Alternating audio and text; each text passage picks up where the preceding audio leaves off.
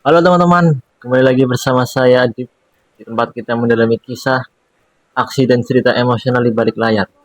Kali ini kita akan bahas film The Venom The Last Dance, film yang datang dengan hype besar-besaran karena kehadiran Null, dewa simbiote dari Marvel.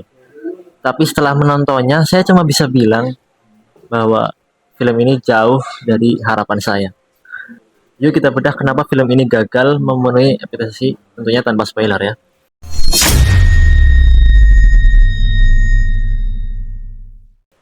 Kita semua tahu hype dari film ini. Nama Null sebagai pencipta simbiot membawa ekspektasi tinggi. Apalagi buat penggemar komik Marvel, sebagai salah satu karakter yang paling kuat dan ikonik, Null seharusnya menjadi daya tarik utama. Tapi yang saya rasakan, film ini nggak memanfaatkan potensi itu dengan maksimal. Null lebih banyak muncul sebagai bayangan ancaman daripada benar-benar tampil. Ada elemen menarik yang diperkenalkan seperti Codex, sebuah kunci penting yang berada di dalam tubuh Eddie dan Venom. Tapi eksekusinya terasa terlalu dangkal, bukannya memberikan eksplorasi mendalam. Film ini hanya seperti pengantar untuk sesuatu yang lebih besar, yang mungkin baru kita lihat di masa depan.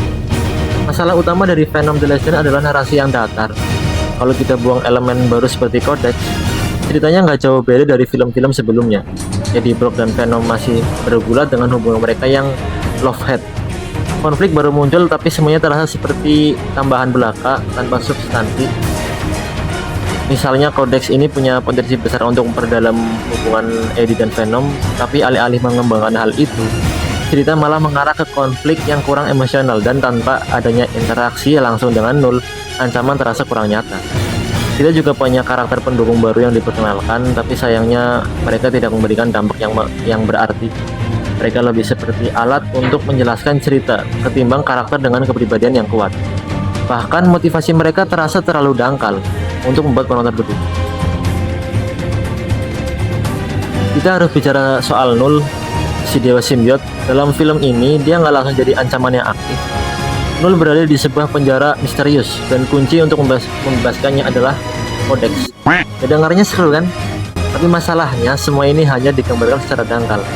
Penjara Null dan konsep Codex sebenarnya punya potensi untuk menciptakan ketegangan, tapi tanpa interaksi langsung antara Null dan Venom, semuanya terasa seperti janji yang tidak ditepati.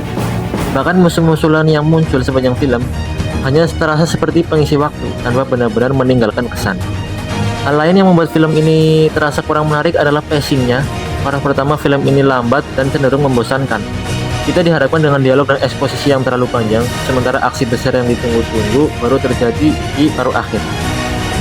Masalahnya saat klimaks tiba, semuanya terasa buru-buru. Build up yang seharusnya menciptakan ketegangan malah jadi anti klimaks. Kita seperti dijanjikan pesta besar, tapi yang datang cuma makanan biasa. Meski begitu, bukan berarti film ini nggak punya sisi positif. CGI di film ini tetap solid, penampilan Venom dan simbiot lainnya terlihat lebih detail dan beberapa adegan aksinya cukup menghibur. Selain itu, humor khas Eddie dan Venom masih ada meskipun mulai terasa basi. Sayangnya semua itu nggak bisa untuk menutupi kelemahan besar dalam cerita dan pengembangan karakter. Kesimpulannya, Venom The Last Dance adalah film yang gagal memenuhi ekspektasi dengan hype sebesar Null dan ide besar seperti Codex. Film ini seharusnya bisa memberikan sesuatu yang lebih mendalam. Sayangnya hasil akhirnya terasa seperti jembatan menuju sesuatu yang lebih besar dan itu mengecewakan.